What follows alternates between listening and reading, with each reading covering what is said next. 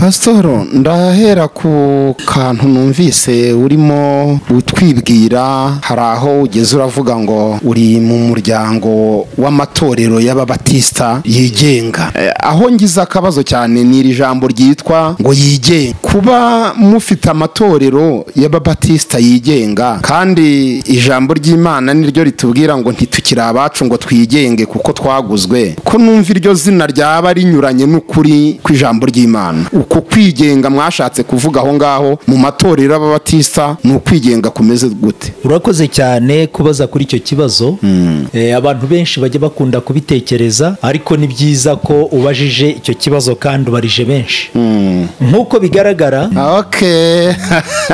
Amadini rwose abamwe utuntu twishi, niyo mpamvu biba bisaba ngo tuve mu rujijo nyine, kuko icyo tugendeye no gufasha abantu kumenya ukuri. Kuko iyo abantu bumvise ngo turi mu matorero yigenga, baba bashaka kumenya ngo uko kwigenga, ubwo burenganzira nubuhe, butangirira hehe, bugarukira hehe. Ariko uradusobanuriye, Imana iguha umugisha. Ngo dore Uwiteka arahindura isi, umwirare arayiyaza arayubika, atatanya abaturage bayo, kandi ngo ibigiye kuba kuri rubanda bizaba no ku mutambyi, ibizaba ku mugaragu bizaba no kuri shebuja, ibizaba ku muja bizaba no kuri nyirabuja, ibizaba ku muguzi bizaba no ku mutunzi, ibizaba kuguriza inyungu bizaba no kumwishyura. Ngo isi igiye kunyagwa ihinduka umwirare rwose, kuko akanwa k'Uwiteka ariko kavuze iryo jambo. Abatunzi murizwe muborozwe n'ibyago mugiye kubona, kuko ubutunzi bwanyu buraboze, n'imyenda yanyiriwe n'inyenzi, kandi izahabu n'ifeza byanyu biriwe n'ingese. Ngo ingese yazo n'izaba umugabo wo kubahamya, izarya imibiri yanyu nk'umuriro, kuko mwabitse ubutunzi bwanyu mu minsi yo kurimbuka. Ngo dore ibihembo by'abasaruzi basaruye imirima yanyu, ibyo mwabimishije uburiganya birimo birataka, kandi gutaka kw'abo basaruzi kwinjiye mu matwi y'Uwiteka Nyiringabo. Mwadamaraye mw'isi mwishimira ibinezeza bibi, mwihagije mu mitima mu minsi yo kurimbuka. Umukiranutsi mwamuciriyeho iteka muramwica, atabarwanye. Ese ibi biravuga iki? Impamvu atavukiye mu Bushinwa, ntavukire muri Amerika, ntavukire muri Australia, akavukira aha mu Rwanda. Impamvu atavukiye mu rugo rwa Mukamwiza na Sezibera, akavukira mu rugo rwa Ntoni na Louise. Nibwo agiye gutangira kumva ibitekerezo byinshi byuzura mu bwenge bwe, kuko yatangiye gushaka gufungura mu mabanga akomeye y'ubuzima bwe n'ubushake bw'Imana ku buzima bwe muri iyi si. Ariko umunsi ari bugume kwicara mu buzima budafite intego, ntabwo tugumye kuri wowe i Burundi. Muri Uganda hari undi nawe mu minsi yashize wahoze arimo avugwa. None aha mu Rwanda tureke kujya kure, hari umuhungu waturutse hano Igikongoro, arazamuka ageze kuri radiyo Ubuntu butangaje, aravuga ngo niwe Mesiya, niwe Yesu. Abanyamakuru baramubaza, barimo bitwa basadoki n'abandi, baramubaza batese uri Kristo Yesu mu buhe buryo? Arangije arababwira ngo yamaze igihe atarisobanukirwa, ngo ariko ngo mbere yuko azaza guhindura byose, yaje kongera kwibutswa ko ari we Yesu Mesiya wari warahanuwe. Bavuga ko niba Loni idatabaye ngo itabara ubwoko bw'abantu bitwa Abakristo, bagiye gushira ku isi mu gihe gito. Ngo abanyabwenge baramwaye, barashobewe kandi barafashwe. Ngo ubwenge barimo n'ibwenge kisi. Ngo nicyo gituma abagore babo ngiye kubaha abandi, n'imirima yabo nzayiha bayizungura. Uhereye ku muto ukageza ku mukuru, bose bihaye gushaka indamu mbi. Uhereye ku muhanuzi ukageza no ku mutambyi, bose bakora iby'uburiganya. Uruguma rw'abantu banjye barwomoye baruca hejuru, bavuga ngo ni amahoro, ni amahoro, ariko rero nta mahoro ariho. Biravugwa ngo iyo umuntu ari mu buzima budafite intego, bameze nk'inyoni itagira icyari. Inyoni itagira icyari ntiyiringira kubyara, niyo yabyarerererwa. Umuntu uri mu buzima budafite intego ameze nk'umuntu uri muri gare hariya bategera amataxi ariko adafite iyajya. Biravugwa ngo iyo umuntu ari muri gare adafite iyajya, bafite iyo bajya bamujyana iyo bashaka. Ni nayo mpamvu mubona n'aba bakorera shitani bari kuza abantu bakabayoboka, kuko n'ubundi nta ntego. Uko bigaragara twabaye mu madini menshi, ariko biragaragara ko ntacyo ameshi yagiye atumarira. Twavukanye ubukene, uyu munsi abantu benshi bari gupfana ubukene, nayo madini bari bayarimo. Twavukanye ubujiji, uyu munsi abantu benshi bari gupfana ubujiji, nayo madini bari bayarimo. Bivuze ngo magingo yani tugifite umwanya wo kwirirwa dusoma imigani, ngo tujye twirirwa twiga kutwari twiza tw'Abayuda duseke bishiraho dutahe, iyo time yararangiye. Bivuze ko iminota mike dusigaranye niyo gukinga, tugomba gukinga inzira z'ikigenda.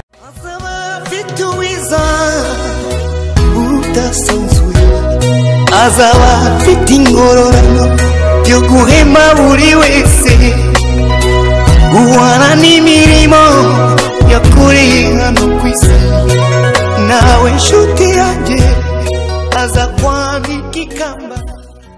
Amahoro y'Imana nabane namwe bakunzi ba AYALONI TV. Turabasuhuje, tubifurije ibihe byiza, tubifurije kugubwa neza. Imana y'amahoro, Imana twizeye, Imana yatanze umwana wayo Yesu Kristo kugira ngo azaducungure, nibane namwe. Turi mu mpera z'umwaka, turimo turasoza umwaka, ariko kandi nishimwe kuba turi gusoza umwaka kw'Imana yaturinze, ariko nta kintu cyiza nko gusoza umwaka umuntu amenya ukuri. Biruta cyane gusoza umwaka umuntu akimurungabangabo, akimuri mu rujijo. Icyo rero niyo ntego ya AYALONI TV, ni ukubafasha kumenya ukuri, ukuri kukababatura, kubafasha kumenya ukuri kwahishwe, kubafasha kumenya ukuri kwagizwe ubwiru. Erega no mu nzandiko za Pawulo hari aho Pawulo yagiye agaruka agira ati iby'iri banga sinshaka ko mutabimenya. Byumvikane ko hari ibintu biba biri amabanga, biba byaragizwe amabanga, ariko turashimira Imana ko yatanze umwuka wera kugira ngo ibyari amabanga bijye bimenyekana. Nge ndi Misago wa Ruferedi, inshuti yanyu, mwigisha, nkaba n'umubwiriza butumwa bwiza, nkaba n'umwanditsi w'ibitabo ku bigendanye n'iyobokamana. Ndabasuhuje. Uyu munsi rero ni umunsi w'umugisha, ni umunsi w'umunezero, ni umunsi navuga nti umwami Imana turemeye. Hari ijambo riri gukoreshwa hano hanze rivuga ngo runaka yaremeye umuntu. Imana igituremera, Imana ituremeye umukozi wayo Pasitoro. Tugize umugisha wo kumubona, twari tumaze igihe tumushaka, ariko Imana yashimye ko tumwakira kuri AYALONI uyu munsi, ndetse n'indi minsi izagenda iza, tuzagenda tubana mu nyigisho zitandukanye. Yuzuyemo n'ijambo ry'Imana, muzagenda mubaza ibibazo bitandukanye mu byo mutumva, haba mu nyigisho azajya aba yigishije, ndetse n'ibindi byifuzo bigendanye n'ibyo mwifuza ko yazabasobanuriraho. Reka mwakire rero abasuhuze anabibwire. Karibu Pastor. Muraho. Amahoro amahoro. Abadukurikira muri ibi biganiro, tubanje kubaramutsa mu izina ry'Imana isumba byose, kandi mu izina rya Yesu Kristo umwami n'umukiza wacu. Ku batanzi, amazina yanjye nitwa Pasiteri Twagirimana Jean Claude, guturuka mu matorero y'Ababatista bigenga. Ndi hano kugira ngo tuganire ku byo umwuka w'Imana dushyize ku mutima, kugira ngo dufashishe abantu muri ibi bihe bigaragara nk'ibya nyuma, ibihe biheruka amateka y'isi. Kubw'ibyo rero turanezerewe cyane kubw'ikaze muduhaye, kandi turacyavuga ngo kwitanga kwanyu kuzagororerwa. Murakoze cyane Pasitoro. Ndagira ngo udusengera Imana, numara kudusengera Imana dukomeze tuganira n'abakunzi bacu. Reka twubahe Imana dusenge. Data wa twese uri mu ijuru, Mana y'ukuri yo kwizerwa, izina ryawe ryiza niryubahwe, kandi ubwami bwawe bwiza buze buganze mu kubaho kwacu kose. Ugushaka kwawe kwiza bari ko gukomeza kubaho mu kubaho kwacu ku isi nk'uko kuba kubari mu ijuru. Amafunguro yo kudutunga, yaba yo mu buryo bw'umubiri nayo mu buryo bw'umwuka, ukomeze uyaduhe muri none no muri ibi bihe, kandi ukomeze ubabarire gukiranirwa kwa buri wese, kandi uturinde umubi. Natwe tujya tubabarira abaducumuraho, ndetse turacyakeneye inkunga yawe muri byose, kuko dutekereza ko hari ugucungurwa kwagaragajwe ku bwa buri wese. None uyu mwanya wa none aha tukuramburiye ibiganza, tugusaba ngo ineza yawe ikomeze itubeho, kandi ufashe abagiye gukurikirana ubu butumwa bwiza hano kuri iri koranabuhanga. Mubyeyi wacu, ubahe gusobanukirwa icyo ijambo ryawe rivuga, ubahe gusobanukirwa igihuje no gushaka kwawe, ubahe gusobanukirwa intego z'ubuzima bwabo kuri iyi si. Tuguciriye bugufi, twavuga byinshi ariko byose urabizi. Ngaho uko imbabazi n'urukundo n'umurava byawe biri, aba ari gukomeza kutugirira, natwe tubigusabye twizeye, kandi mu izina rya Yesu Kristo umwami n'umukiza wacu, amena.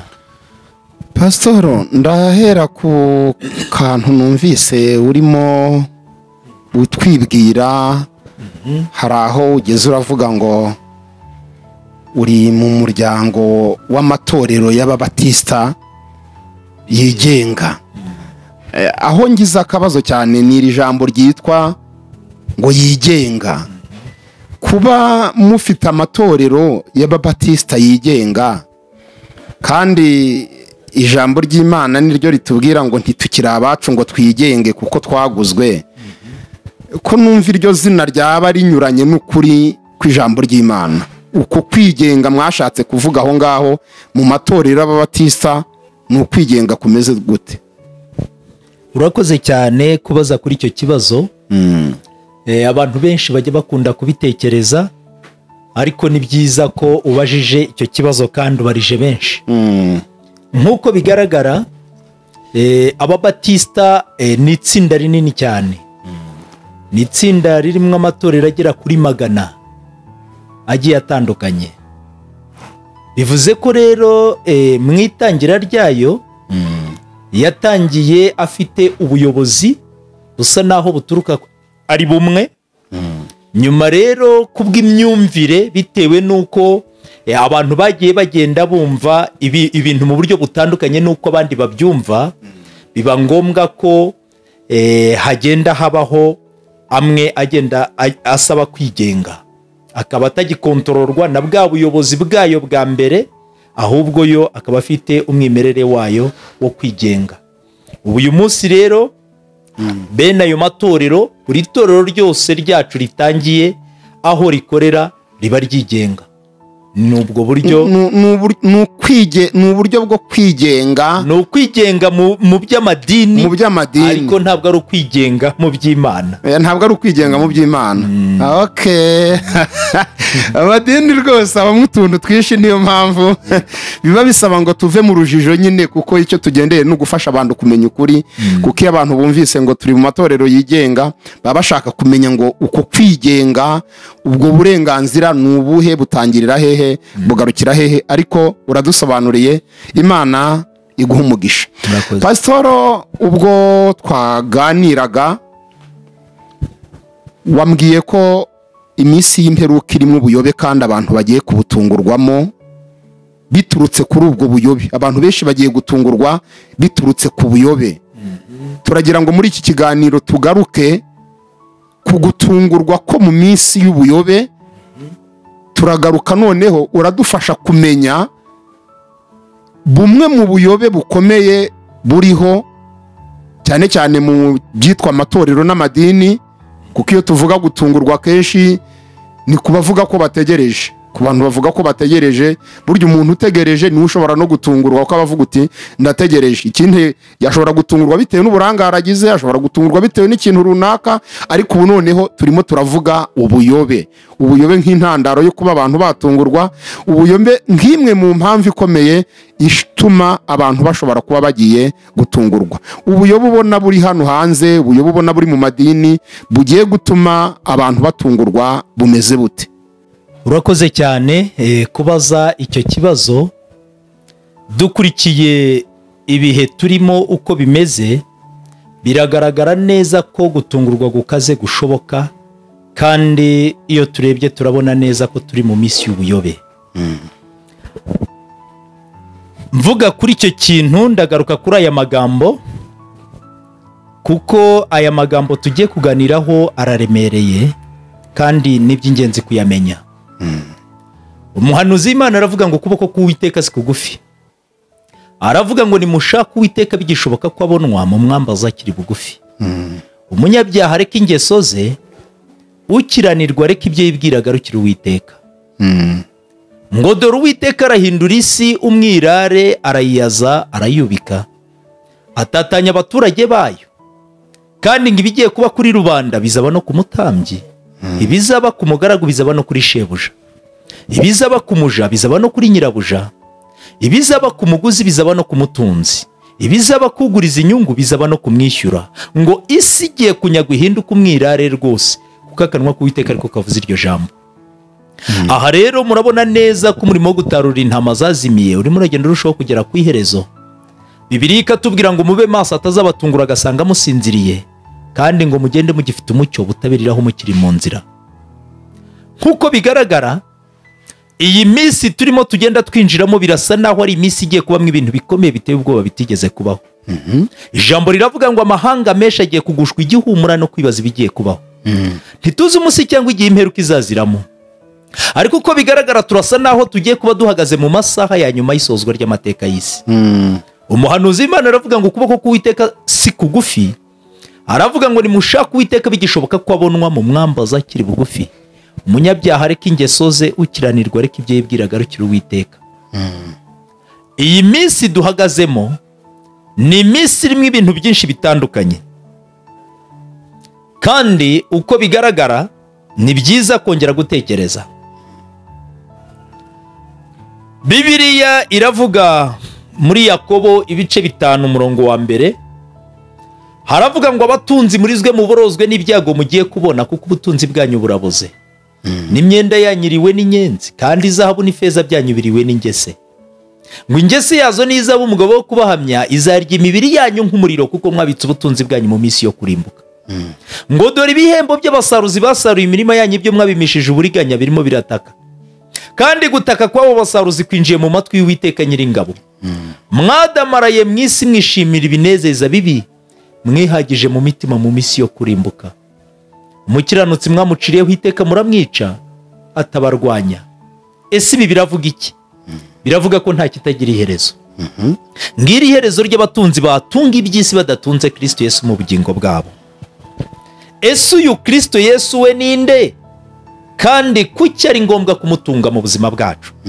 Ese kuki kutamugira bishobora kuvamo ibibazo bikomeye bishobora kugenda bikageza no muri uko gutungurwa turimo tuvuga? Uyu munsi wa none iyo dusoma Bibiliya tubona inkuru nyinshi zitandukanye zivuga ku buzima. Ubuzima bw'abantu, inyamaswa, ibiti, ibisiga. Twasanze buri kinyabuzima cyose kigira gukura kikagira no gusaza. Ku bantu ho ibi ni ibintu tubona kenshi mu buzima, kuko tubona bavuka tukabona n'abapfa bashaje. Ariko twasanze intege nkeya abantu bagira zijyana no kwizera baba bashoreye mu Mana. Uyu munsi hari umuntu ureba ukabona ni umugabo, ariko wareba ibitekerezo bye ukabona bimeze nk'iby'abana. Hari abana bavuka mu rugo rumwe, ariko ujya kure ukabona umwe araruta undi, ukabona umwe n'umunyabwenge undi ninjije. Ahari byenda biriya byose iyo ukurikiye ukareba, ushobora no gusanga bijyana no kwakira buri wese baragiye yakira mu buzima. Muri uyu mwanya wa nonaha ngira ngo ngaruke kuri icyo kibazo mwari murimo mubaza. Biravuga ngo nta kintu kibi nko kuba mu buzima budafite intego, ukaba hari kutazi icyo wari wararemewe. Biravuga ngo iyo umuntu ari mu buzima budafite intego aba ameze nk'inyoni itagira icyari. Inyoni itagira icyari ntiyiringira kubyara, niyo yabyararererwa. Umuntu uri mu buzima budafite intego bigaragara ko ari ameze nk'umuntu uri muri gare hariya bategera amataxi ariko adafite iyajya. Biravuga ngo iyo umuntu ari muri gare adafite iyajya bafite iyo bajya bamujyana iyo bashaka. Ni nayo mpamvu muzabona n'aba bakorera shitani bari kuza abantu bakabayoboka. Uyu mwanya wa nonaha ni byiza kongera gutekereza cyane. Ubu uyu munsi hari umuntu wicaye mu buzima budafite intego. Uyu muntu ntiyigeze agira umwanya wo kubaza Imana, atese Mana mbereyeho iki? Ese ubundi ubuzima bwanjye no kurya no kunywa bukira bugake igihe cyazagera ngapfa bigashiriraho? Bivuze ngo umunsi umuntu ari butangire kwibaza impamvu ariho, impamvu atavukiye mu Bushinwa, ntavukire muri Amerika, ntavukire muri Australia, akavukira aha mu Rwanda. Impamvu atavukiye mu rugo rwa Mukamwiza na Sezibera, akavukira mu rugo rwa Ntoni na Ruwizi. Nibwo agiye gutangira kumva ibitekerezo byinshi byuzura mu bwenge bwe, kuko yatangiye gushaka gufungura mu mabanga akomeye y'ubuzima bwe n'ubushake bw'Imana ku buzima bwe muri iyi si. Ariko umunsi ari bugume kwicara mu buzima budafite intego, aho yicaye ategereje gusa ko hari ikiganza kitagaragara kizabanza kuza kikamugira ikintu runaka, aho yicaye ategereje gusa ko hari umuntu uzabanza kuza akamufunguza ruzakingura ubuzima bwe, mbabwire ngo uyu muntu igihe kirimo kiramushirana, kandi igihe cye cyo kugenda nikigera nawe agiye kugenda nk'abandi bose. Ariko agiye kugenda arinde. Uko bigaragara twabaye mu madini menshi, ariko biragaragara ko ntacyo amenshi yagiye atumarira. Twavukanye ubukene, uyu munsi abantu benshi bari gupfana ubukene, nayo madini bari bayarimo. Twavukanye ubujiji, uyu munsi abantu benshi bari gupfana ubujiji, nayo madini bari bayarimo. Bivuze ngo magingo aya ntitugifite umwanya wo kwirirwa dusoma imigani, ngo tujye twirwa twiga kutwari twiza tw'Abayuda duseke bishiraho dutahe. Iyo time yararangiye. Bivuze ko iminota mike dusigaranye niyo gukinga, tugomba gukinga inzira z'ikigendwa. Wahoze ugira uti ese ikiranga ubuyobe ni iki? Ndatangira mbanza gusoma amagambo yanditse mu butumwa bwiza uko bugaragara mu nyandiko zitirirwa uwitwa Matayo, ibice 24 ndasoma nturutse ku murongo wa 3. Ni amagambo Yesu yavuze asubirwamo. Matayo ibice byaho 24 kuva ku murongo wa 3. Matayo ibice 24 kuva ku murongo wa 3. Haravuga ngo yicaye ku musozi wa Yerayono, abigishwa baza hari biherereye baramubaza bati tubwire, ibyo bizaba ryari n'ikimenyetso cyo kuza kwawe n'ikimperuka y'isi n'ikihe? Ngo Yesu arabasubiza ati mwirinde hatagira umuntu bayobya, kuko benshi bazaza biyita izina ryanjye bati ni jye Kristo, bazayobya benshi. Muzumva iby'intambara n'impuha z'intambara, mwirinde mudahagarika imitima kuko bitazabura kubaho, ariko imperuka izaba itaraza. Ishyanga rizatera irindi ishyanga, n'ubwami buzatera ubundi bwami, hazabaho inzara n'ibishyitsi hamwe na hamwe, ariko ibyo byose bizaba ari itangira ryo kuramukwa. Ubwo nibwo bazabagambanira ngo mubabazwe ndetse bazabica. Muzangwa n'amahanga yose bahora izina ryanjye, nibwo benshi bazasubira inyuma, bazagambanirana bangane, n'abahanuzi benshi b'ibinyoma bazaduka bayobye benshi. Maze kuko ubugome buzagwira, urukundo rwa benshi ruzakunja, ariko uwihangana akageza imperuka niwe uzakizwa. Kandi ubutumwa bwiza bw'ubwami buzigishwa mu isi yose ngo ubuhamya bwo guhamiriza amahanga yose, nibwo imperuka izahera ko ize. Ngo ariko ubwo muzabona ikizira kirimbura cyahanuwe n'umuhanuzi Danieli gihagaze ahera, ubisoma byitondere. Icyo gihe abazaba bari Yudaya bazahungire ku misozi, n'uzaba ari hejuru y'inzu ye kuzamanuka ngo atware ku bintu byo mu nzu ye, n'uzaba ari mu murima ye kuzasubira imuhira ngo azane umwenda we. Abazaba batwite n'abonsa muri iyo minsi bazabona ishyano. Namwe musenge kugira ngo guhunga kwanyu kutazabaho mu mezi y'imbeho cyangwa ku isabato, kuko muri iyo minsi hazabaho umubabaro mwinshi utigeze kubaho, uhereye ku kuremwa kw'isi ukageza none, kandi ntuzongera kubaho. Iyo minsi iyaba itagabanijweho ntihajyaga kuzarokoka n'umwe, ariko kubw'intore iyo minsi izagabanywaho. Icyo gihe umuntu nababwira ati dore Kristo ari hano, n'undi ati ari hano, ntimuzabyemere, kuko abiyita Kristo n'abahanuzi b'ibinyoma bazaduka bakora ibimenyetso bikomeye n'ibitangaza kugira ngo babone uko bayobya n'intore niba bishoboka. Dore mbibabwiye bitaraba.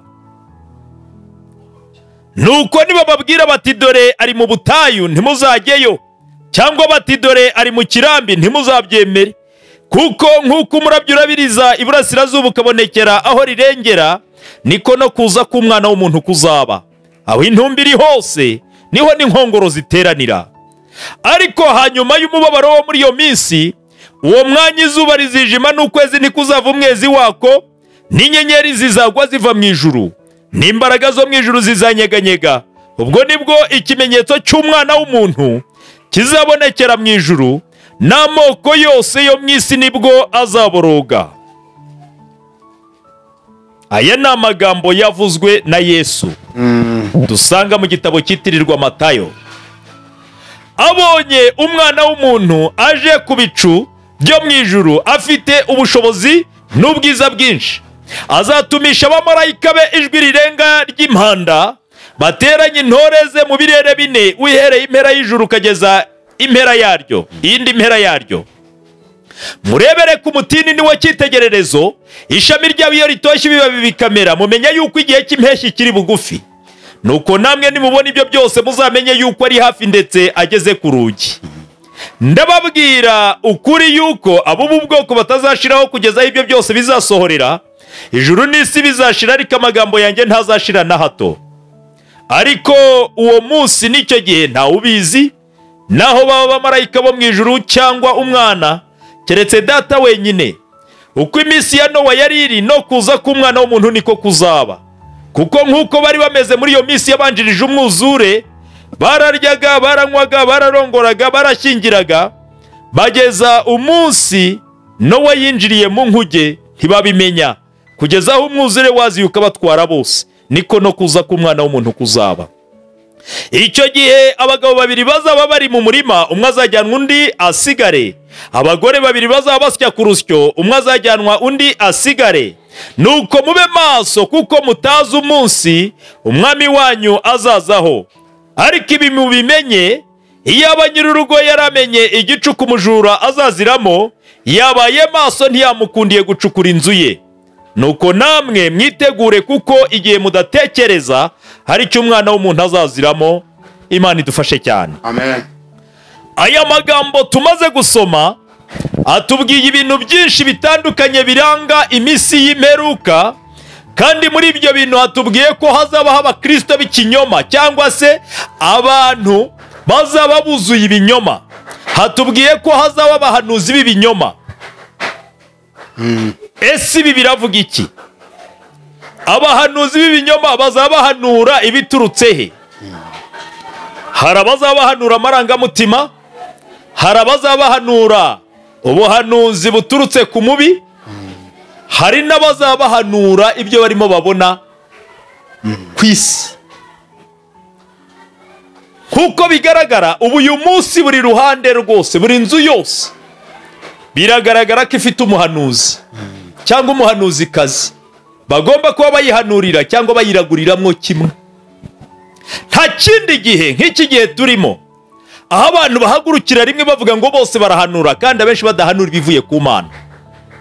Si uko nta muhanuzi w'ukuri uriho, barahari, ariko ab'ibinyoma nibo bogeye, ni nabo bafite ijambo muri rubanda cyane.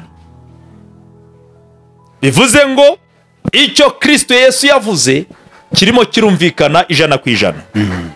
Iyo dusomye mu butumwa uko bwanditswe n'umuhanuzi Yeremiya, mu butumwa bwa Yeremiya, hari amagambo tuhasoma muri Yeremiya ibice byaho 8 kuva ku murongo wa 6.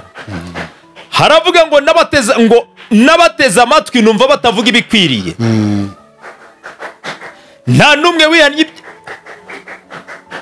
Yeremiya ibice 8 kuva ku murongo wa 6. Haravuga ngo igishonda abagabo kigurukira mu kirere kimenya ibihe byacyo. N'intungura n'intashya n'umusambi byitondera ibihe byabyo byo kwimuka. Ngo ariko abantu banjye bo ntibaza amategeko y'Uwiteka. Ngo mwavuga muti turabanyabwenge kandi amategeko y'Uwiteka ari hamwe natwe.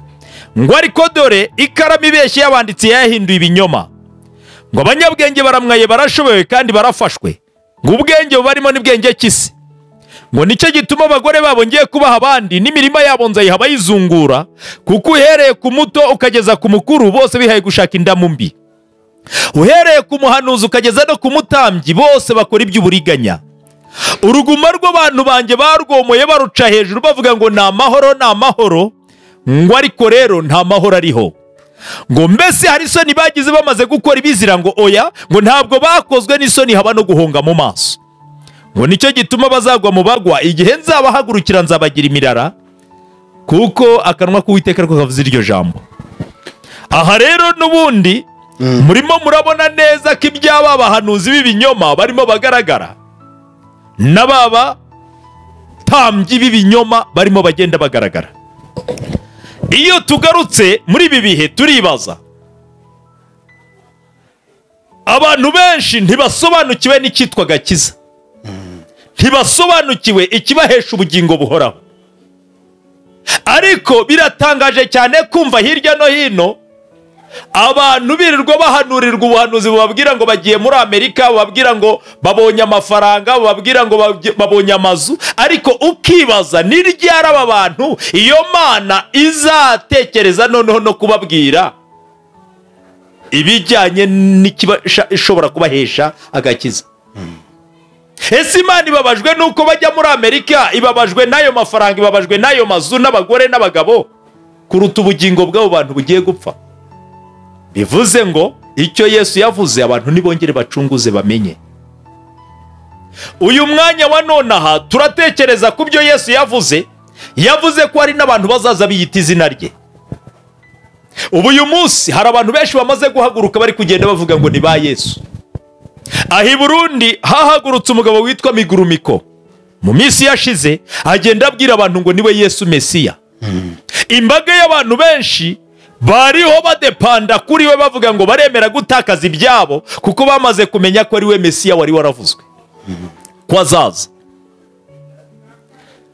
Ntabwo tugumye kuri wowe w'i Burundi, muri Uganda hari undi nawe mu minsi yashize wahoze arimo avugwa. None aha mu Rwanda tureke kujya kure, hari umuhungu waturutse hano Igikongoro arazamuka ageze kuri radiyo ubuntu butangaje aravuga ngo niwe Mesiya, niwe Yesu. Abanyamakuru baramubaza barimo bitwa ba Sadoki n'abandi baramubaza batese uri Kristo Yesu mu buhe buryo? Arangije arababwira ngo yamaze igihe atarisobanukirwa, ngo ariko ngo mbere yuko azaza guhindura byose yaje kongera kwibutswa ko ari we Yesu Mesiya wari warahanuwe. Abanyamakuru bagerageje kumubaza aho kuri radiyo kumubaza ibimenyetso biri mu byanditswe bigaragaza ko ari we Mesiya.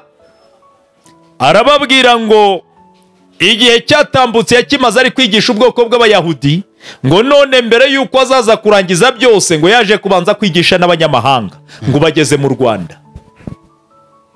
Hari umugore wari uri gukurikirana kuri radiyo nk'uko natwe twese twari turimo dukurikirana, najyaga ngiraho ibiganiro ariko uwo munsi sinari nagiyeyo. Uwo mugore ahita abaza kuri radiyo nk'uko nanjye nari ndimo nkurikirana, arabaza atese niba uri Yesu, ko tuzi ko Yesu wavuzwe yamenyaga akamenya n'ibihishwe, ubu uyu mwanya ndimo ndatekereza iki? Arangije aramubwira ngo ibyo ni ukungerageza. Abanyamakuru baramubajije bati subiza uwo mudamu ikibazo abajije. Arangije aravuga ngo ibyo ni ukungerageza. Ibyo rero turabona neza ko ari isohora ry'ibyo Kristo Yesu yari yaravuze, ririmo rigenda risohora ikintu ku kindi. Yesu yari yaravuze ko hazabaho intambara. Turabona ibimenyetso biranga intambara n'uburyo bigenda bigaragara hirya no hino. Ibi byose biri mu buhanuzi, kandi uko biri kugenda bisohora ikintu ku kindi turabona neza ko ari ibyari byaravuzwe. Intambara zimaze igihe ziri kugenda ziba hirya no hino, muri za Somalia, Kenya, Kongo, Burundi, Libya n'ahandi. Noneho ubu turumva muri za Russia, tukumva iyo muri za Israeli, tukumva ibirimo bitambuka hirya no hino, turimo turabireba ikintu ku kindi. Bigaragare neza ko intambara uko zabaga mu bihe byatambutse n'uburyo uyu munsi zimaze igihe zigenda ziba, biragaragara neza ko ibyo Yesu yavuze bifite ishingiro. Yesu yabivuze intambara ya mbere y'isi itaraba, abivuga iya kabiri itaraba, izo zose twarazibonye. Biriya bisasu biremereye bateza Hiroshima, za Nagasaki n'ahandi twarabibonye. None n'uyu munsi biracyakomeza kugeza magingo aya. Ibi byose biratwereka neza ko hari isohora ry'ubuhanuzi. Wambajije uti dukeneye gusobanukirwa ubuyobe burimo bugenda buvugwa ubwo ari bwo, kuko ikigaragara cyo nuko ibyo Yesu yavuze nk'uko ugiye ubidusobanurira, yego birimo birasohora, byinshi byamaze gusohora, ndetse isaha iyo ari yo yose ashobora no kuba yaza. Ariko ikibabaje ni ubwo buyobe bugiye gutuma abantu batungurwa n'umunsi wo kuza kwa Yesu. Aho rero niho natangiriye mbanza kugaragaza ibimenyetso bigiye gutuma batungurwa, kuko batigeze bareba ibyo bimenyetso ngo bibahishurire aho igihe kigeze. Dukomeje, Yesu yari yavuze ko hazabaho inzara. Ubu uyu munsi hari icyegeranyo kimwe cyatambutse kivuga ko hamaze gupfa abantu bagera kuri miliyoni 805 bishwe n'inzara. Mu gice bavuze cyari kirimo gipfamwa abantu benshi ni mu gice cyo muri Aziya. Bavuze ko hari hamaze gupfa abantu bagera kuri miliyoni 526.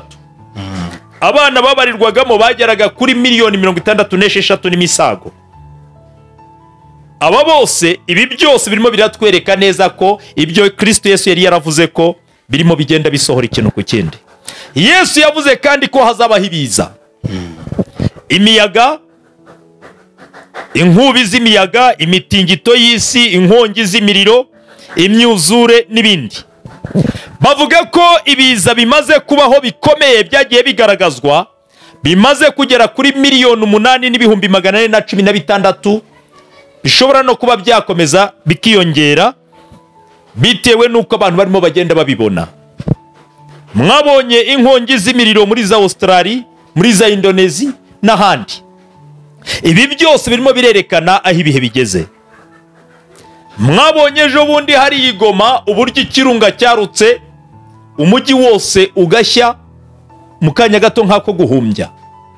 Ibiza ni ikintu kiri mu buhanuzi, kirimo cyerekana iherezo ry'ibihe mu buryo budasanzwe. Mwabonye imitingito yabaye muri kariya gace k'Ikamembe, mwabonye ibyabaye i Karongi ejo bundi mu minsi yashize, aho ubutaka bwari burimo bumanuka bukamanukana n'amazu, inkangu, aho ubutaka bumanuka ukabona umusozi wose abari bawutuye bose bashize. Ibi byose birimo birerekana ibirenze kandi bishobora kugaragaza yuko no gutungurwa nako gushoboka. Mwabonye ibyabaye muri za Espanye, aho imiriro yahamereye nabi mu myaka ishize, cyangwa mu burengerazuba bwa Amerika muri za California n'ahandi. Ibi byose turabona neza ko ari ibimenyetso birimo bigenda bigaragara nubwo abantu babireba ntibabimenye. Mu mwaka w'ibihumbi 2010 habaye ibiza bigeze kuri 950. 2011 habaye kurengerwa mu bice byegeranye n'inyanja ya Pasifika, ubwo imijyi ikomeye nka za Rikuzentakata, za Fukushima, za Ishinomaki na za Kamaishi Iwate yose hatambutse umutingito ukaze. Umaze gutambuka itukurikirwa n'inkubi y'umuyaga wa tsunami wari uturutse mu nyanja, ufata ibirometero birenga 670 uturutse mu nyanja, ukurura amazi y'inyanja arazarenga hejuru y'ubutaka ibirometero birenga 40 byose. Nibwo iyo mijyi ikomeye nka za Rikuzentakata, za Fukushima, za Ishinomaki na za Kamaishi Iwate yose yari yarengewe. Uhereye muri icyo gihe tubona neza ko abantu barenga ibihumbi n'ibihumbi bapfuye, abandi barenga ibihumbi 20 bose bahita baburirwa irengero. Mbabwire ngo ibi byose biri kuza bidusanga ari twe bireba. Ikibabaje nuko biri kuza bidusanga mu gihe abantu barimo binezeza basa n'abatabona ibiriho biba. Bivuze ngo no gutungurwa kurimo kurashoboka ejo cyangwa ejo bundi. Yesu yavuze kandi ko hazabaho kugambanirana. Ubu uyu munsi abantu benshi barimo baratotezwa bazira kugambanirwa. Bavuze ko muri iyi myaka itambutse 100 ishize, guturuka mu 1900 kugeza muri 2000 gusa, abantu bamaze gutotezwa bazira kugambanirwa cyangwa se bazira imyizerere yabo, bamaze guhura n'ibyo bintu bararuta ababayeho mu binyejana 19 byose byatambutse. Ejo bundi ku itariki 17 z'ukwa gatandatu muri 2015 uwitwa Rabbi Jonathan Cohen na bagenzi be barimo uwitwaga Stephen Strang wandikaga ikinyamakuru cya Karizima magazine, bagiye muri UN kuvuga amabi ari gukorerwa abakristo. Bavuga ko niba Loni idatabaye ngo itabara ubwoko bw'abantu bitwa abakristo, bagiye gushira ku isi mu gihe gito. Abakristo bagiye gushira ku isi niba nta gikozwe. Ibyo ni byagiye bitangazwa mu byegeranyo byagiye bisohoka, mu byagiye bikurikirana. Imana ibahagarareho kabisa. Uyu mwanya wa nonaha biragaragara neza ko hari ikibazo muri biriya bice birimo byiganjemo amatsinda y'abira byihebe byiyitirira idini ya Kisilamu. Biragaragara neza ko ubwoko bw'abakristo bwamaze kugenda buhinduka intego y'abira bihugu by'Iburasirazuba birimo abo bantu cyane. Muri za Irani, za Afghanistan, za Syria, za Algeria, za Iraq, za Pakistan, za Vietnam, Indonesia n'ahandi. Ikitwa abakristo bagiye batotezwa mu buryo bukomeye cyane. Syria, abantu barenga ibihumbi 80 bavuye mu mazu yabo barahunga, ubu bari ku gasozi. Hari icyegeranyo cyagaragaje ko muri Indonesia ibihumbi 10 by'abantu birenga bimaze guhitanwa n'intagondwa zabira byihebe byiyitirira idini ya Kisilamu.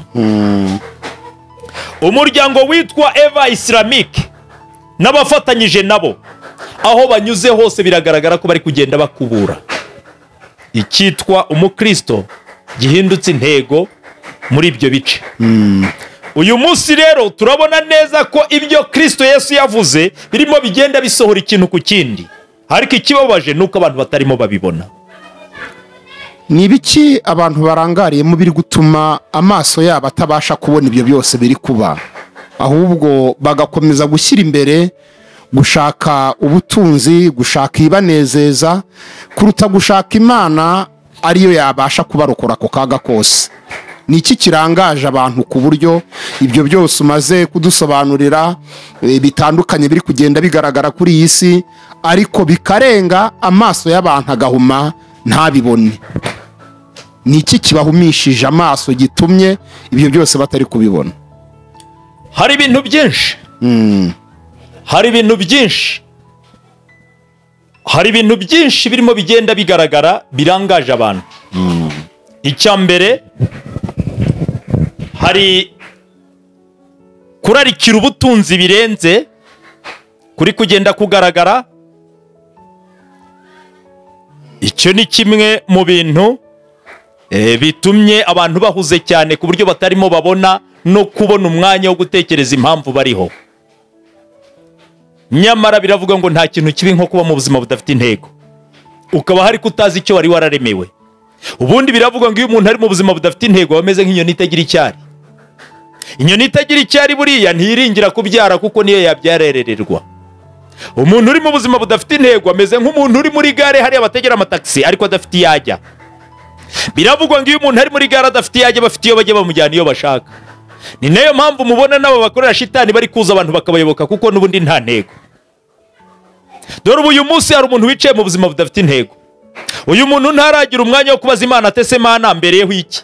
Pastor, uvuze amagambo akomeye. Uravuze ngo kubaho mu buzima budafite intego, hari ukuntu bisobanuye ngo ni nko kuba umuntu ari muri gare aho bategera amatagisi ariko mu by'ukuri asa n'udafite ahajya. Ndagira ngo ako kantu wongere ugasubiremo abantu, abakunzi bacu bakumve kubaho mu buzima budafite intego.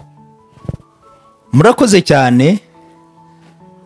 Nkuko nari ndimo mbivuga, nababwiye ngo nta kintu kibi nko kuba mu buzima budafite intego, ukaba hari kutazi icyo waremewe.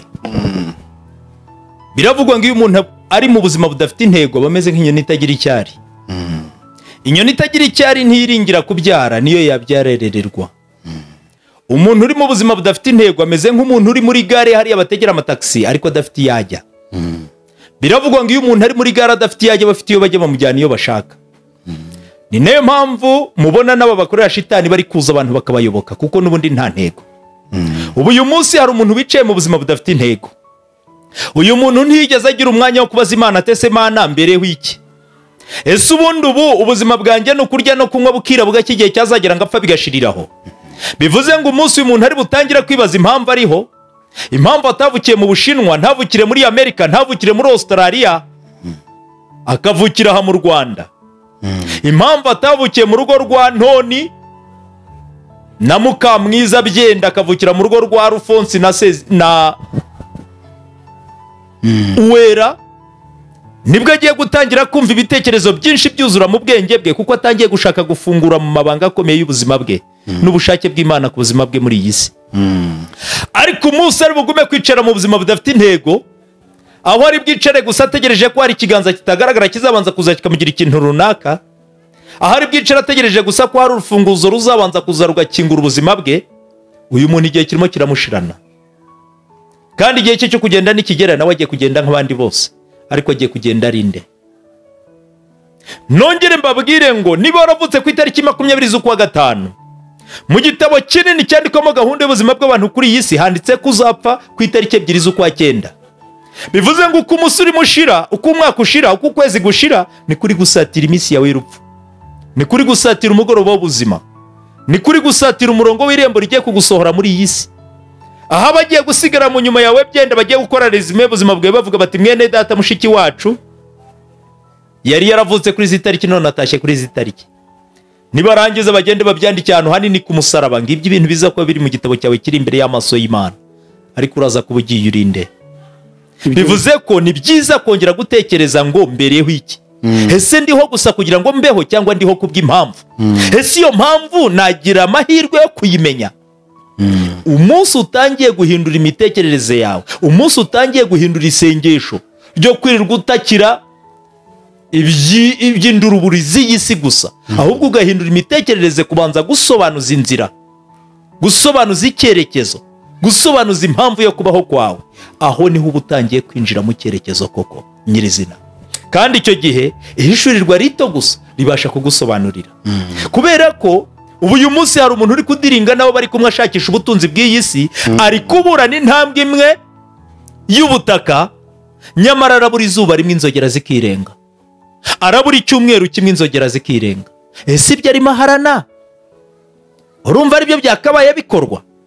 Bivuze ko kuri iyi saha yakabaye amenya mbere impamvu yo kubaho kwe, ntiyataye igihe no mu bitari ngombwa.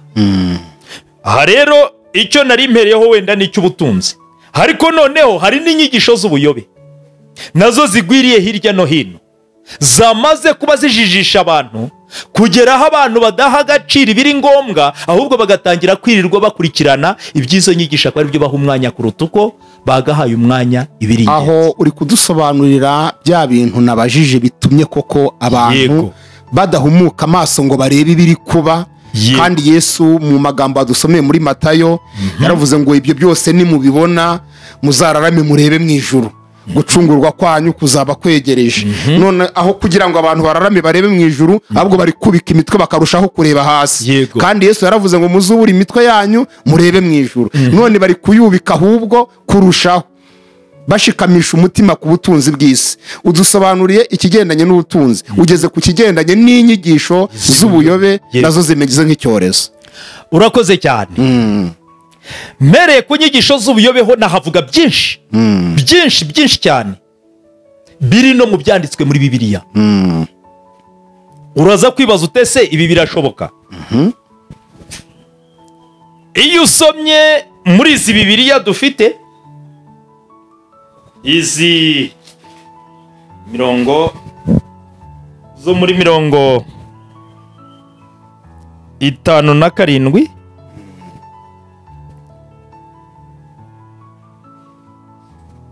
ndatekereza hariyo muri 1914, 1957 n'1993. Aha rero iyo urebye muri iyi Bibiliya nk'iyi mfite,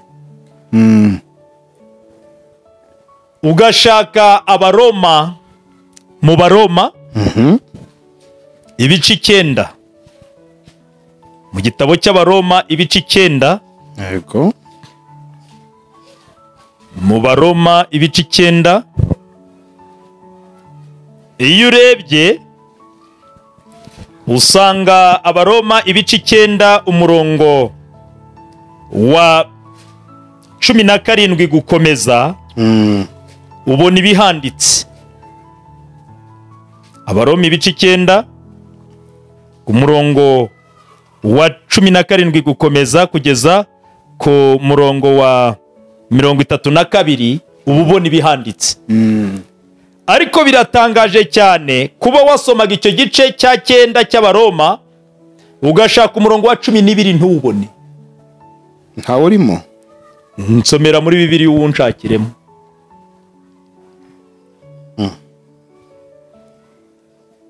Noneho nuwubura ubwo urambwira naho wagiye. Ahubwo iyo mfite nge nta nubwo n'uwa 11 urimo. 11, 12, 13. Uyo mfite y'ubu ngubu bahera kuri 13. Ariko 12 yo rwose ntayigaragara. Noneho bashyizemo tire. Noneho ukibaza ese uwo muntu warinze ajya gushyiramo ako gatire yarananiwe gushyiraho igice uwo murongo.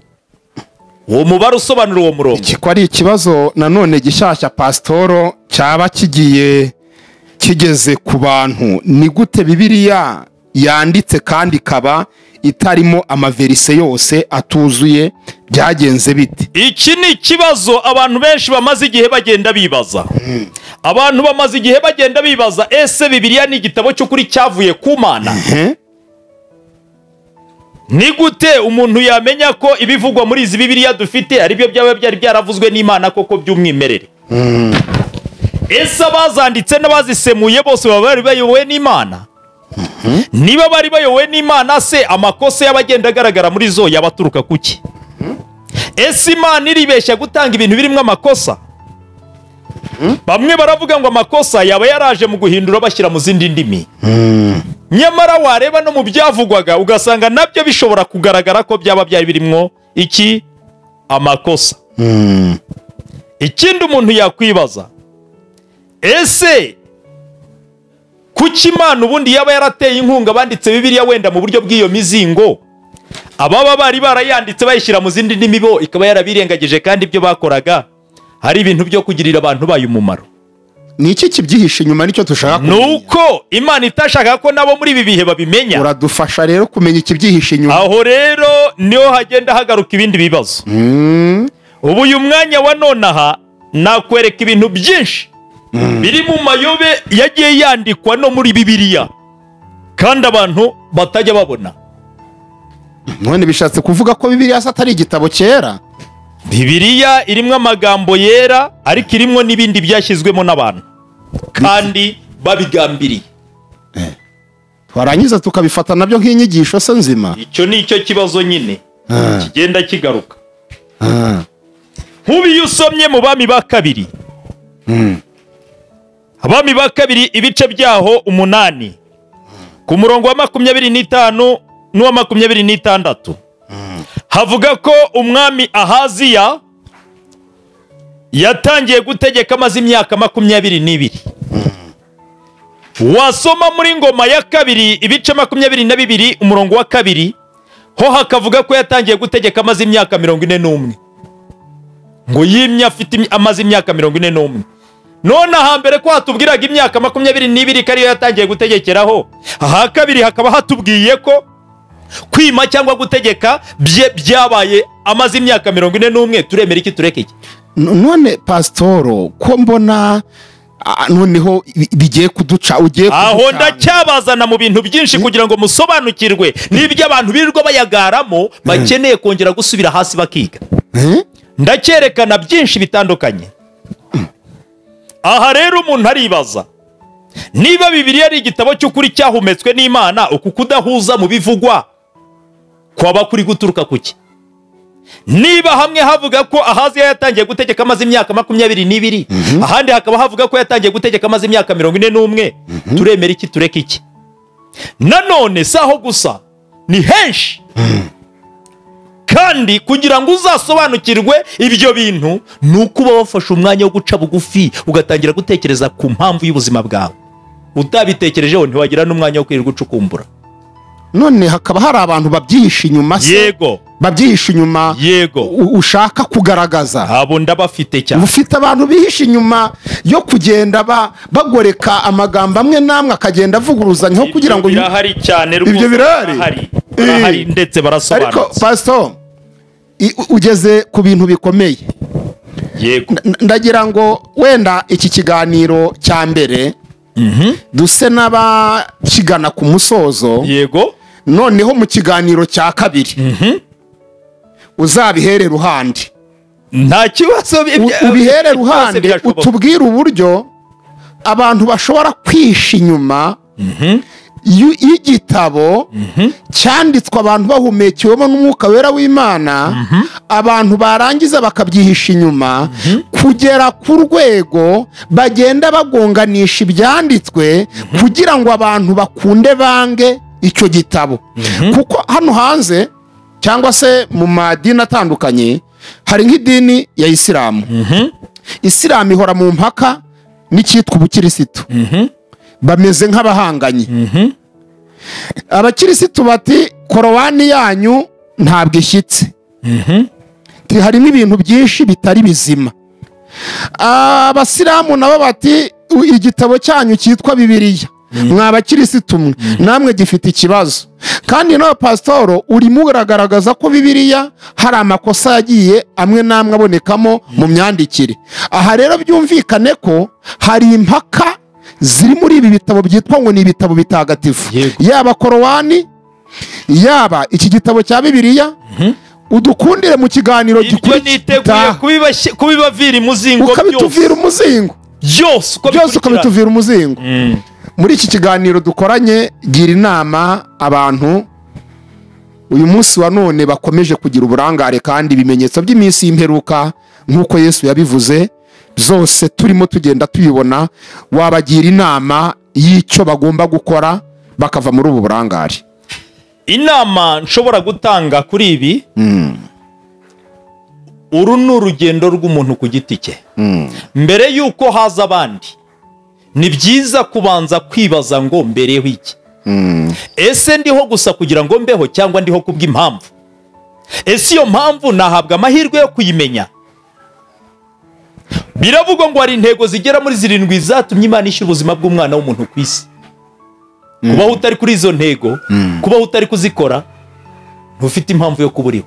Izo ntego wazitubwira mu magambo, wazitubwira tuzazireba ubutaha mu bindi biganiro bizakorwa, kuko cyane ntabwo uyu mwanya wa none nshobora guhita mfata ibintu ngo mbihereza abantu batarumva n'ibibi. Ubwo abakunzi bacu babyumve ko duhishiwe byinshi. Mfite ibintu byinshi nkeneye gushyira ahagaragara, kandi maze igihe kinini cyane ndimo nsenga Imana nyisaba ubwenge n'imbaraga kugira ngo abantu babashe gusobanukirwa bave mu rungabangabo. Rwose ariko icyo mbabwira cyo ubuyobe bwo buragwiriye, kandi no mu bitwa ko bavuga ko bari mu rugendo, kubera ko abantu benshi baribwira ngo bari mu rugendo ariko abenshi barasinziriye. Ndabaha urugero rutoya wenda bari narwo dusoreza. Ubu uyu mwanya iyo tureba isi bivugwa ko ari umubumbe munini uriho ibintu byinshi bitandukanye. Iyo tureba isi bivugwa ko ifite imigabane 5. Igihugu cya mbere kinini ku isi bivugwa ko ari Uburusiya. Igihugu cya mbere gituye ku isi bivugwa ko ari Ubushinwa. Afrika ariwo mugabane dutuyeho bivugwa ko ariwo mugabane munini ku isi. Iyo tureba Afrika tuyisanga munsi y'Uburayi, iburasirazuba bwayo n'iburengerazuba hose hari inyanja. Imibare yari yasohotse muri raporo yasohotse muri 2016 yavugaga ko umubare wacu muri icyo gihe twari 875 n'ibihumbi 22,307. Iyo ni imibare y'ibigereranyo yavugaga ko muri ibyo bihe ariko twari turi nk'Abanyafrika. Tugize igihe turimo twumva ko ibihugu byacu byinshi bifite inzozi. U Rwanda rwahoranye inzozi za 2020 kuba turi kwinjira mu iterambere ry'ibidasanzwe. None ubu uyu munsi tugeze kuri 2050, kandi izo nzozi uko zagiye zivugwa hafi y'ibyavugaga byose byagiye bigenda bisohora ikintu ku kindi, ibindi genda turabitegereje. Byavugaga ko tuzaba dufite umusaruro mu gihugu mu buryo bushimishije. Byavugaga ko tuzagira amazu meza ajyanye n'igihe, tugiye kuzagira amashuri atanga ubwenge buhambaye nk'ariya ama universite y'I Burayi. Byagiye bivugwa ko umusaruro wo mu gihugu ugiye kuzaba ari amadolari 900 par capita. Byagiye bivugwa ko ibintu bigiye kuzagera kure, ariko uyu munsi turakibaza, ese itorero ryo rifite ikihe cyerekezo? U Rwanda rwahoranye inzozi za 2020, Kongo ihoranye inzozi za 2030, Uganda 2035, 2035, Burundi 2025. Nukuvuga ibihugu byinshi bya Afrika kandi ibihugu byinshi ku isi byagiye bishyiraho umwaka w'iherezo kuba biri kwinjira mu iterambere ry'ibidasanzwe, iterambere rirenze iryo byari biriho. Ariko uyu munsi turimo turibaza, ese itorero ryo rifite ikihe cyerekezo? Itorero ry'isi muri iki gihe dufite ikihe cyerekezo? Itorero rya Afrika rifite ikihe cyerekezo? Reka tureke itorero rya Afrika, itorero ry'u Rwanda dufite ikihe cyerekezo? Itorero ryo mu mujyi wa Kigali rifite ikihe cyerekezo? Itorero ryo muri aka gace turimo rifite ikihe cyerekezo? Itorero ryo mu rugo rwanjye rifite ikihe cyerekezo? Njyewe nk'umwe mu bagize itorero mfite ikihe cyerekezo? Bivuze iki? biravuga ngo nidukomeza gutakara mu cyerekezo cy'iterambere ry'iby'Imana ishaka tukaguma kwimika iby'umubiri gusa, turaza kuba tubuze ikintu gikomeye. Dushobora kuza gusanga dufite amazu maremare ariko ari buze kuba atari mw'Imana. Dushobora gusanga dufite abagore n'abana cyangwa abagabo n'abana bataza kuba buzuye umwuka wera, ahubwo bashobora kuza kuba buzuye umwuka wa antikristo. Hari igihe dushobora gusanga dufite imihanda myiza igiye igerekeranye ukuntu ariko itabiri kuzamwo ibyiza, ahubwo ishobora kuza kubiri kuzamwo ibibi bije kuturimbura. Hari igihe dushobora gusanga dufite amashuri akomeye nk'ariya ama universite y'i Burayi ariko atabari gutanga ubwenge bujyana abantu ku Mana, ariko byenda by'abari gutanga ubwenge bujyana abantu no mwirimbukiro. Kubera iki? Itorero rirasinziriye. Biravuga ngo itorero iyo risinziriye n'igihugu kirasinzira. Bivuze ngo itorero, abagize itorero cyangwa abantu bashoboye kuba bakangura abantu mu by'Imana bari bakwiriye gukanguka kugira ngo bafate ikijyanye no gushaka kw'Imana bacyongere mu by'abayobozi bacu bari kugenda badukorera. Hirya y'ibyo tuzagira igihugu cyiza cyubakiye ku ndangagaciro, kandi igihugu kizaba gifite n'ejo hazaza no mu by'Imana.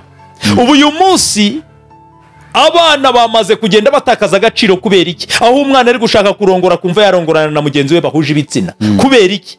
Babaye mu madini birirwa babyina batagira umwanya wo kwiga indangagaciro na kirazira. None ubu uyu munsi nibo babaye gufata iya mbere koreka isi, koreka ibihugu.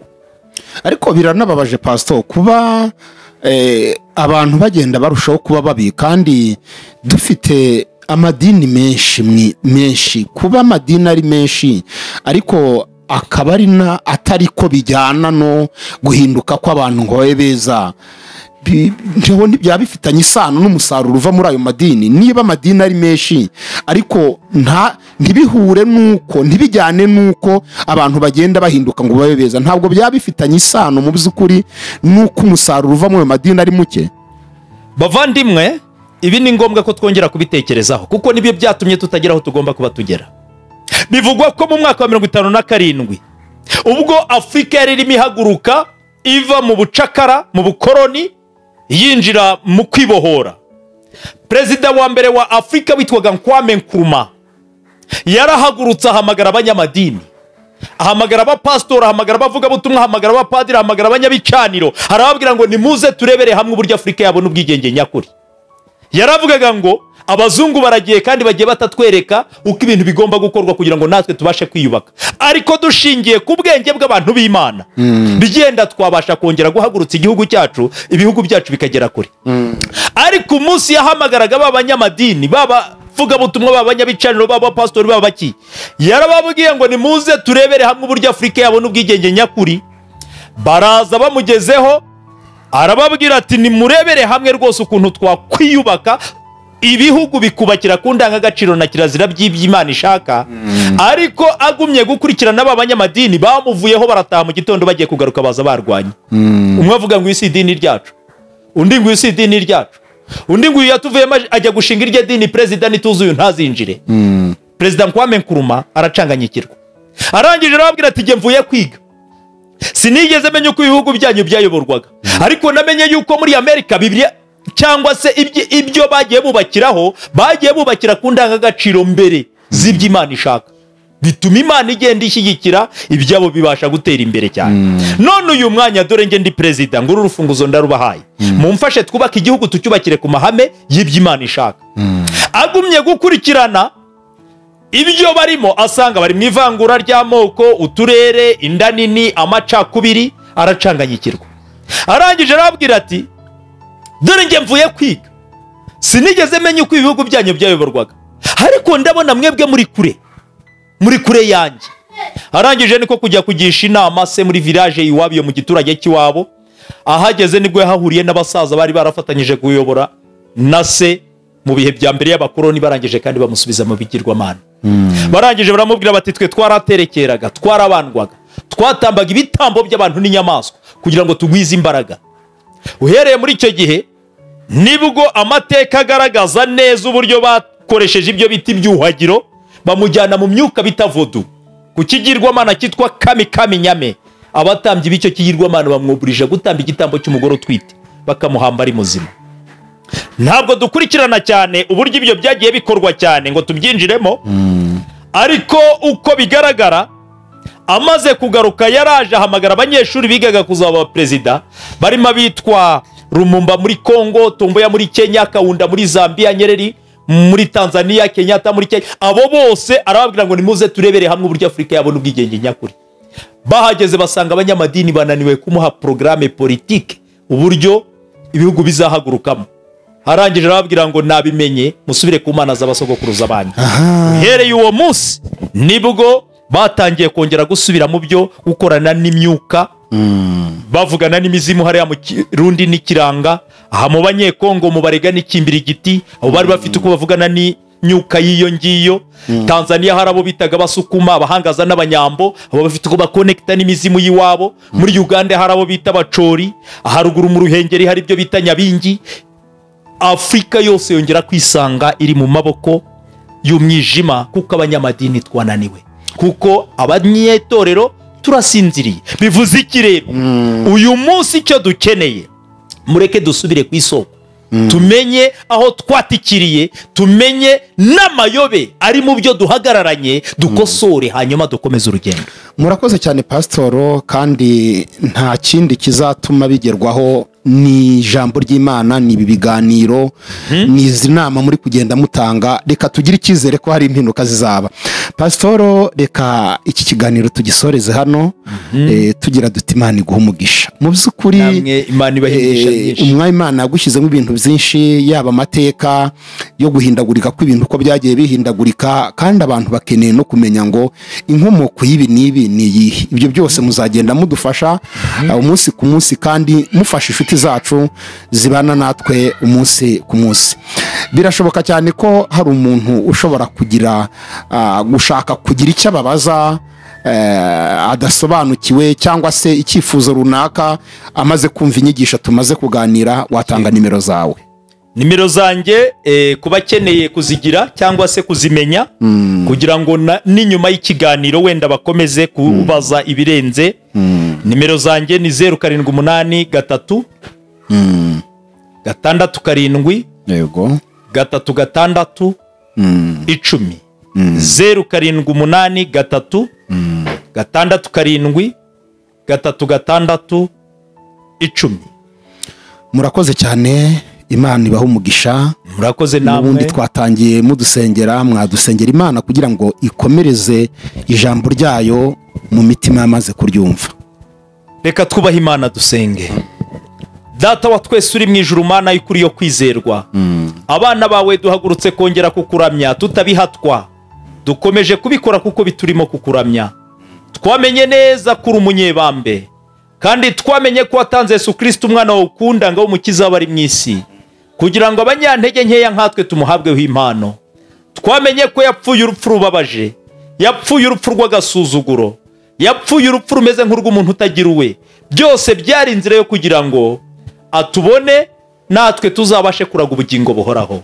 None uyu mwanya wa nonaha turagushimira ko duteye iteka, tukaba dutangiye gusobanukirwa birutaho, tugushimira icyo gikorwa cyiza cy'ingirakamaro watugiriye. None uyu mwanya wa nonaha ukomeze udukore ku bwenge bwa buri wese, kugira ngo arusheho gukanguka no gusobanukirwa ibihuje no gushaka kwawe, bityo twese twitegurire kuzaza dusanganira ku bwa wa munsi. Gumana na buri wese, byose bibeho byemeze kandi bikomeze, ubishyireho ikimenyetso cyawe, natwe tubigusabye twizeye mu izina rya Yesu Kristo umwami n'umukiza wacu, amen. Bakunzi bacu, mwari muri kumwe natwe muri iki kiganiro, reka tubashimire. Imana ibahe umugisha. Tubasabe gukora comment, mutubwire ibyifuzo byanyu muri comment, tuzabisoma. Kandi tubasabe gukora subscribe, kandi munasangize bene data ubutumwa bwiza, mujye mukora share, mukore like. Icyo wumvise ujye ukimenyesha n'abandi. Nta mpamvu yo kumva ijambo ry'Imana ngo urigire ubwiru. Kora share, nta kindi bisaba. Sharing uvuga uti hari icyo mbonye, ndavumbuye, mbonye ubutunzi, mbonye ubwenge, buhe n'abandi, nawe Imana izaguhembere ko wakwirakwije ubutumwa bwiza. Ko hari abakwirakwiza ibihuhasi, bagakwirakwiza ibidafite umumaro. Ni gute utafata ubutumwa bwiza wumvise ukabusangiza abandi, ahari ukarokora benshi, tukazakira turi benshi. Shalom, turabakunda, amahoro y'Imana bane namwe.